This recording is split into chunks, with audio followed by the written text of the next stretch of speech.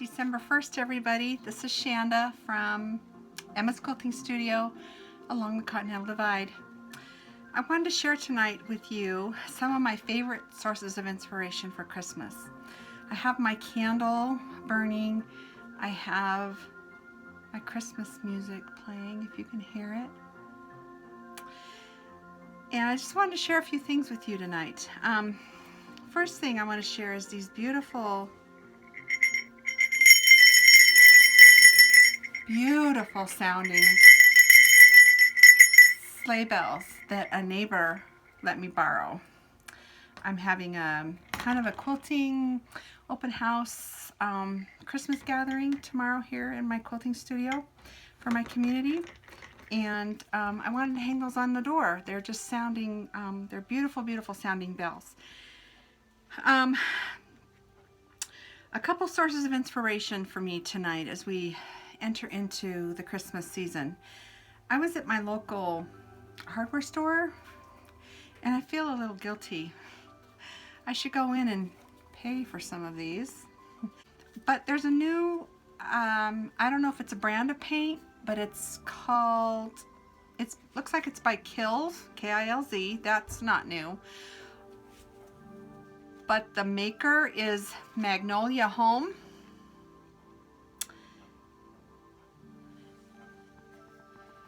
The names of these paint chips are Times Past. But look at these, Tranquility. They're just beautiful paint chips. Early Riser.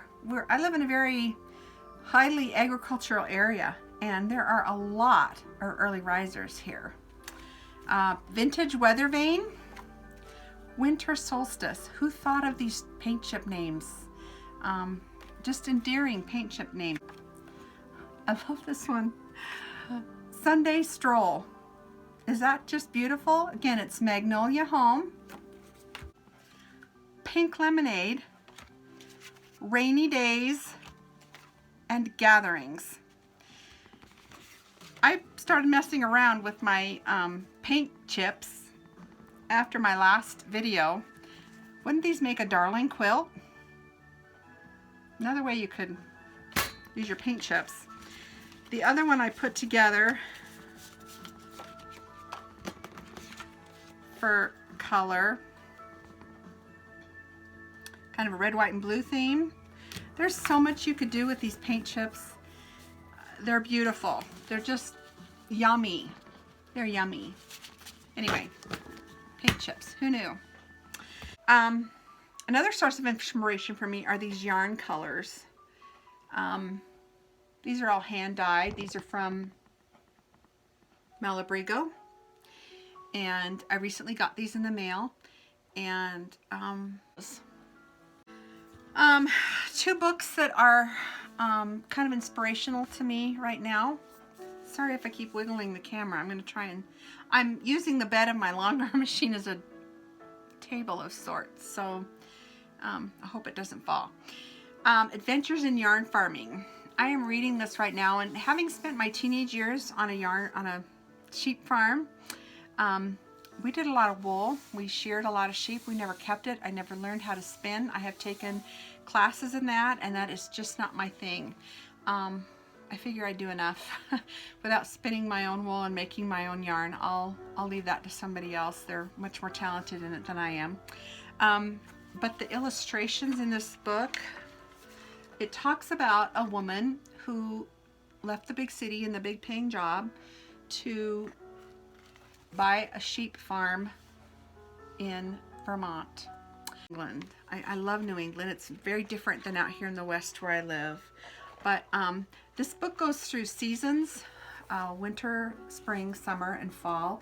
There's even a chapter in here during sugaring season when the maple is running in the trees, the syrup. It's just a wonderful book. It is so inspirational to me. They have 4 seasons like we do here. I have to have my seasons. I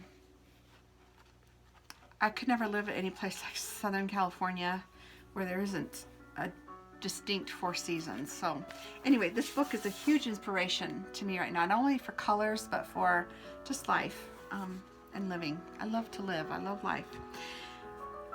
The second book that I'm kind of reading both of these right now, this is called Quiet, The Power of Introverts in a World That Can't Stop Talking. And I'm an introvert. I can spend hours and hours and hours by myself and be totally content. But right inside the cover, it talks about a manifesto for introverts. This book took 7 years to write. Susan Cain was the author, and I watched an interview with her several months ago, and truly inspiring woman. But this manifesto for introverts was written by Gandhi down here. My favorite two, there's 10, but my favorite two, one is, one genuine new relationship is worth a fistful of business cards. I'm a one-on-one person, and that really struck me. And number 7 is, it's okay to cross the street to avoid making small talk. Anyway, really good book. Really, really good book. I'm finding out a lot about myself in this book, so good source of inspiration for myself. Okay, real quickly, I don't want videos that last a really long time. Several years ago, for my Christmas gift for my family, I made a family cookbook, but I wanted to set out to make a cookbook, not just any old cookbook. I wanted a cookbook that was written in my ancestors' handwriting.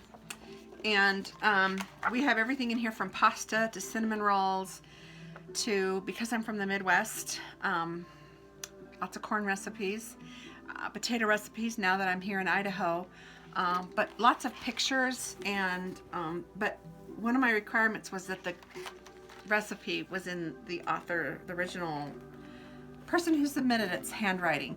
The oldest one in here is from 1894, and it is a velvet cake recipe from one of my great, I guess she'd be my great-great aunts.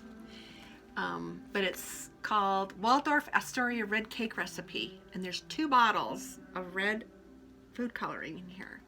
But I challenge everybody to make a family cookbook. It's it took me about 5 years to do that. And then when I was in Boise last week, I got several magazines that are truly inspiration to me. I got Sift.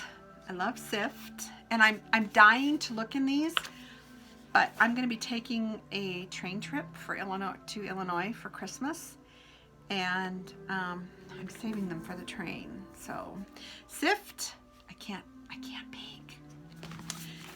Where Women Cook.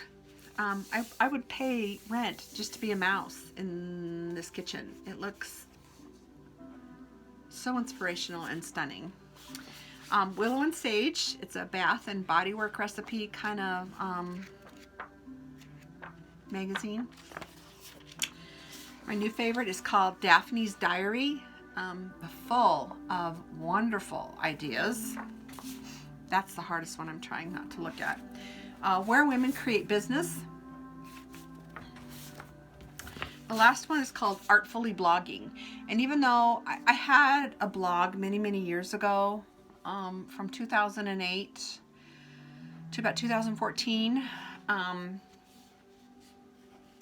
I kind of gave that up. But there are so many inspiring, really cool ideas in this magazine. I am also let me look at this yarn. Beautiful. I also keep a bullet journal, and there's some ideas in here. Again, I haven't looked. I have to save this for my reading on the train. I'll be on the train for 2 days, and I'm trying not to look at it. I will have a tour of my studio, my she shed, as some people call it, my studio here in a couple of days. Tomorrow I'm having like I said, I think I called it an old Christmas gathering. we're going to have wassail and some quilting demos, and just some light-hearted treats. I have a make and take that I'm going to be making and letting everybody take one with them to finish in their homes. Anyway, thanks for watching.